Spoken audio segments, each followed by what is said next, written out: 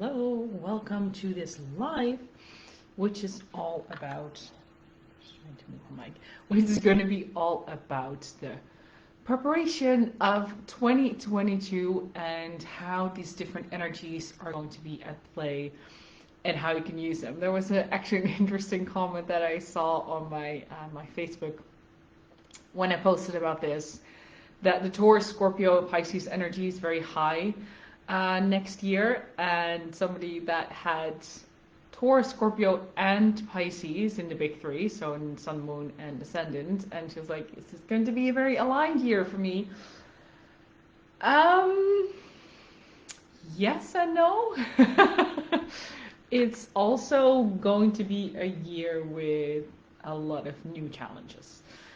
And as you can see, I am from my couch again. I honestly think that I'm going to do that more often in the winter because it's just my cozy place and it's just a comfortable place to work from. And since I'm my own boss, I can obviously choose wherever I want to sit. So, okay. In the previous lives, I also addressed the fact that grounding yourself and being present is really, really, really important. Several reasons. If you haven't watched the one about the Mercury retrogrades next year, then you can still see them here in the group and watch the replay. So there are a few significant things happening next year, and why I mentioned this Taurus energy as well as like a lot of Earth energy in general. We are going to start and end the year with a Capricorn New Moon. Capricorn is Earth. Interestingly, if you look back at 2020, we had the year starting with, I was going to say New Moon, but it was a Cancer full moon, and we ended on a Cancer full moon. And all of the Mercury retrogrades in 2020 were in water signs. What does that mean? We had a lot of emotions. I don't know about you, but 2020 has definitely been a very emotional year where a lot of things really came out of the blue for a lot of us. And then this year, we had all the Mercury retrogrades happening in air signs. So we went from a very emotional year in 2020, we went to a very mind-driven year where we thought we could rationalize everything, where we thought we could like find solutions to everything when we think about it long enough. And that's really not going to happen. This year also ends with a new moon in Sagittarius, and I just have to think, what was the new moon at the beginning of this year? That has slipped my mind for a moment. There are so many things rambling around my head, but the significance of that we start next year with a Capricorn new moon and we end with a Capricorn new moon. Now, if you know, the moons are about setting intentions. The new moon, sorry. And we are going to travel into next year with a lot of Earth energy, with consciously moving into that energy. Now, if you want to start closing this year off and you kind of want to this fresh start, allow the new moon that we're going to have in Sagittarius on the 4th, which is also a solar eclipse, allow that to kind of leap you into celebrating what happened this year. And even though I know if I speak for myself, but I know for many of you as well, is that 2021 has brought I'm just thinking what words to use. It's been a year with a lot of unexpected things to happen and a lot of things that we thought were impossible happened, and it is really good to also celebrate all the things that you went through, all the things that you have experienced, and everything that went on in your life, in your business. So it's really good time to kind of leap into that. Now, to come to what is going to happen in 2022. in December, we will have the nodal axis shift into Taurus and Scorpio. Now, what that means, I mean, I can talk about the details, but you just want to know what that means, right? The nodes kind of give the overall energy of what we are working towards and what we are letting go. So with the node shifting into Taurus, the north node in Taurus and the south node in Scorpio, which by the way is my nodal return, which is going to be a very interesting year. And if you are born in 85, you're going to have yours as well. So what happens is that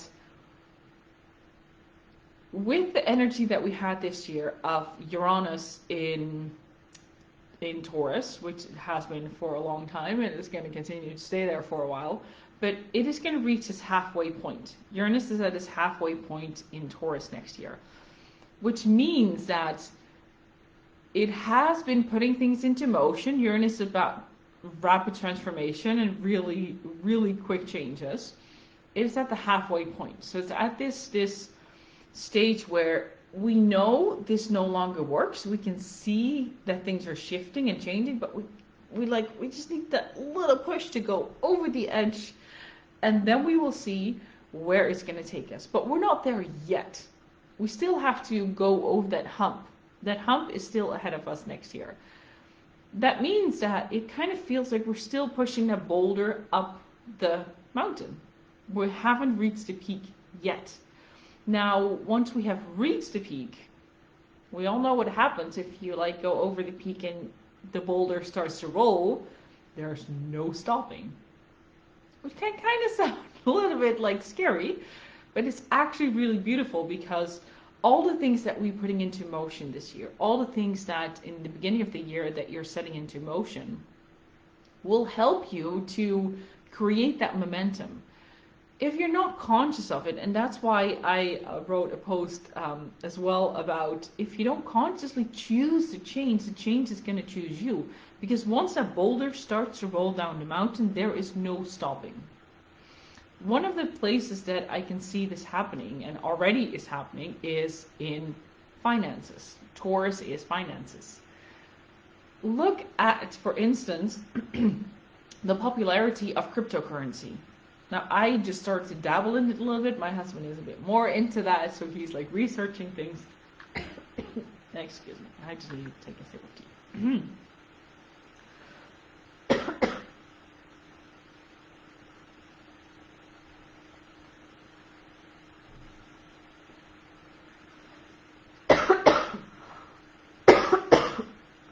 See, I'm not allowed to talk about this.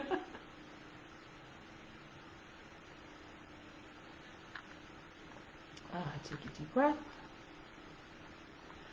Sorry for everybody who's watching live. It will pass. Take a deep breath. So, finances. I was talking about that. The cryptocurrency. The interesting thing here is that right now, governments and banks are realizing that this is growing. And if you don't know that much about cryptocurrency, it basically decentralizes the power that the banks have. Because right now, the banks hold the power over our money. I mean, we've seen it in 2008 when the banking system collapsed in most parts of the world. And that, people lost money, people lost their homes. It kind of initiated that need for change, that need for, hey, something needs to happen because this is not working. The interesting thing with cryptocurrency is there is no bank that is holding everything, that has the power. There is no authority that kind of holds everything, which is also a little bit the downside because there is no authority ruling over it, so it can kind of go all ways. But I really see that there is this change happening, and if you want some more information about this, I just recently listened to a really good podcast about this, tying the astrology into the cryptocurrency.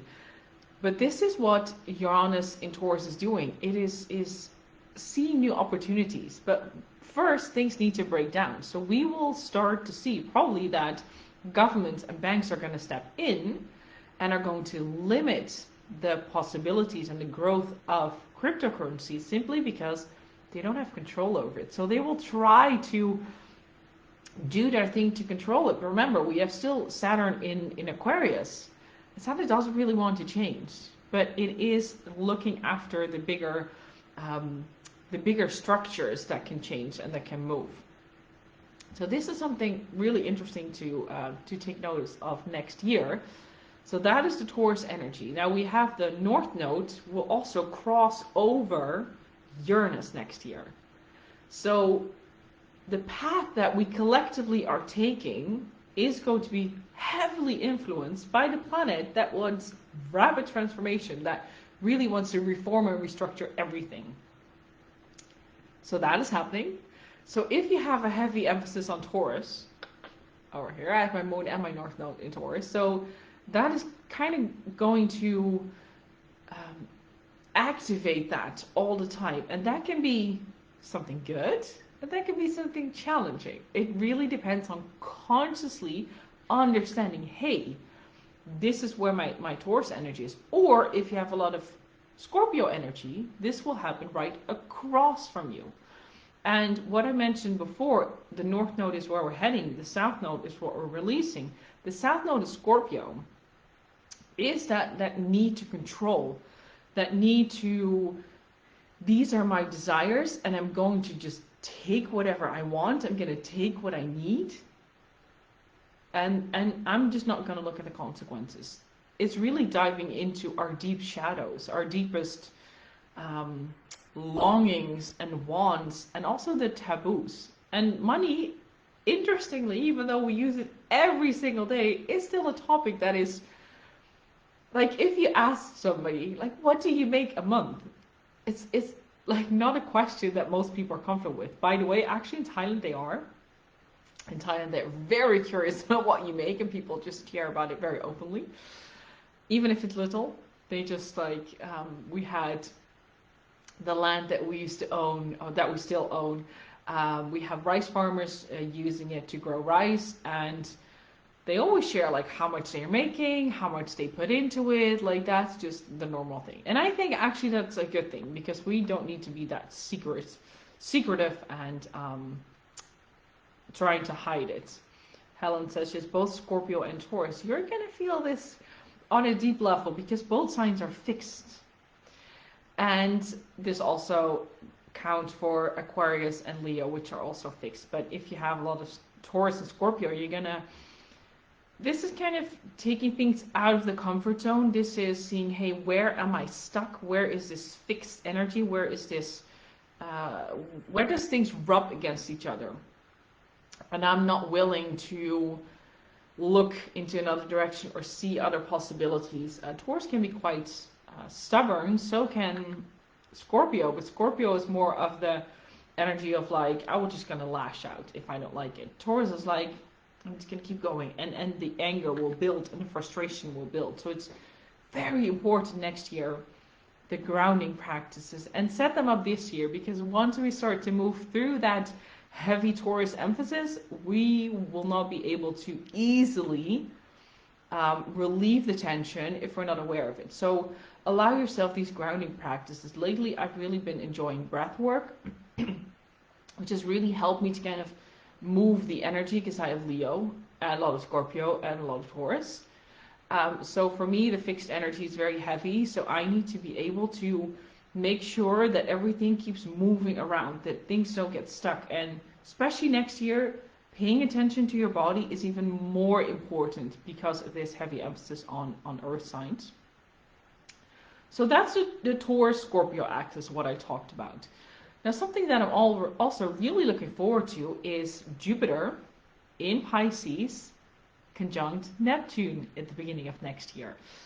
And I'm not, by the way, going to give you all of the dates because that's very confusing. Just remember that the first quarter of the year, first 4 months, a little bit longer than a quarter, first 4 months of the year, we have Jupiter in Pisces. And that's going to help to access that magical and dreamy version of ourselves. And the reason why I'm excited about this is because this also helps us to set up the practices that help us to get through all of the heavier influences that we are going to get next year. So if you allow yourself, especially at the beginning of this year, to pay attention to your dreams. What are you dreaming about? What is, and literally like in your dreams when you're sleeping, and not just the dreams that you're dreaming of, also the actual dreams that you're having. And how can you bring that magic into your everyday life? Everything that Jupiter wants to do is expand everything that it surrounds. So if Jupiter is in Pisces, which traditionally it rules, it really gives you the opportunity to expand that magic, to expand that artsy kind of way to move through things. And the way that, why I mention art is, a lot of people think Libra is art, which is art as well, but this is kind of the magical, transcendent type of art, and that I think is really, really beautiful. Yeah, Helen says that breathing and awareness exercises are really good. Absolutely. Keep doing them because they're coming handy next year. Well, they always come in handy, but I mean, next year will be like your anchor to come back to. But this magical energy that we have, it's also what connects us together. So Jupiter in Aquarius, where it still is, it can get a little kind of over rationalizing and kind of seem like, yeah, this is where we want to go, and it kind of forgets the magic. It can tend to forget the oneness that we have in Pisces. And that's why I love that Jupiter is moving into Pisces next year, because we can use some more connection. We can use some more understanding of each other, understanding that we are all one. We're not separate. And that separation that we feel is almost getting bigger and bigger and bigger. My hope is that Jupiter in Pisces energy conjunct Neptune is going to allow us to reconnect to that, tap into that oneness, that connectiveness, transcending what we are feeling on this planet, on this plane, and transcend it, instead of just rationalize the shit out of it. Because that, at the moment, is not going to bring us closer to unifying. That was the word I was looking for. Unifying. That really is the word of Jupiter in Pisces. It unifies. It connects us back again, which is so important. And then once Jupiter, I will address this in a later life, but when Jupiter moves into Aries, we are invited to take up our personal leadership and really stand up for that. And I'm really excited about that too. So just to wrap it up, actually before I wrap it up, I actually have a message for you, because with all the intensity that's going on, and especially if you're heavy on Taurus, Scorpio, and Pisces energy, it's really beautiful if you can, and if you want to, know more about what's going to happen for you personally. Now, I am going to raise my prices next year, and I just want to explain, because a lot of people think this is just some kind of like scaring tactic or sleazy marketing tactic. I just want to explain why I'm doing what I'm doing. I've noticed in the past 2 years that my clients are dealing with deeper, heavier, darker stuff, which for me means being able to hold space for them, and to be able to give them all the space that they need, especially for the people who are with me in their 6-month one-on-one program. I need to be able to hold space for them and to make sure that I create that safe container for them. The way for me to do so is to keep more space in my calendar for my clients to be able to come to me and say, what the hell is this? I just need to work through this. And get a deeper understanding of what are the layers that are underneath it and how can you start working through that. So in order for me to create more space, but also take care of myself, take care of my family, I need to be able to raise my prices. But if you want to book a one-day retreat for next year, you book it before the end of this year, you still get it at this price, at this year's price, because I really want you to understand yourself on a deeper level, because you know that level is there, but you're not quite able to reach that level. I host these one-day retreats where, first of all, we're going to dive deeper into your chart. What are the things that you haven't utilized yet to the max? Because we can all learn a little more about ourselves and to be able to streamline and fine-tune things. The second part of the one-day retreat is to really dive deep into, hey, what is happening for you in the next 12 months? What are the monthly themes that are going to come up? When Jupiter is going to be conjunct Neptune, what does that mean to you, for you? How can you access the dream world even further? When we have our eclipses in Taurus and Scorpio next year, what does that unlock for you? And how can you take that to the next level? That is what we're going to do in a one-day routine. If you want some more information, please leave a message below and I'd be happy to reach out. And we can schedule a call to see if this is right for you in this stage of your business, as well as if we are a match. Because I also truly believe that energetically, we need to be on the same page in order for me to be able to give you the transformation that you are looking for. Now, to wrap it up. Next year, it is really important to have your practices, to set up a way that is doable for you as well. And the most important practice is coming into your body.